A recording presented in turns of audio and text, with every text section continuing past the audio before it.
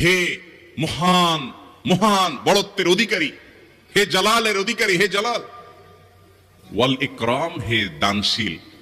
তাহলে প্রথম বাক্যে আল্লাহর বড়ত্বের কথা স্বীকৃতি দিয়ে প্রশংসা করা হয়, আর দ্বিতীয় বাক্যে হে দানশীল বলে আল্লাহ তাআলার কাছ থেকে চাওয়া হয় যে আপনি যেহেতু দানশীল এবং আপনি যদি মহান, অতএব আপনি আমাকে দান করেন। এটা ডাকলেই, আল্লাহকে এই বলে ডাকলেই চাওয়া হয়ে যায়। এই জন্য বেশি বেশি করে ইয়াজাল জালালি ওয়াল ইকরাম পড়তে হবে।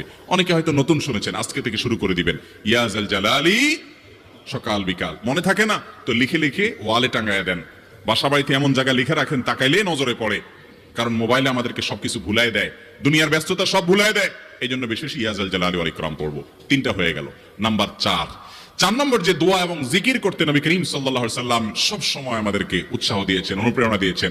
এবং ইবনে সাদি রাহিমাহুল্লাহ তিনি 6টা নির্যাস দোয়া এবং জিকির যে বলেছেন তার 4 নম্বর হলো লা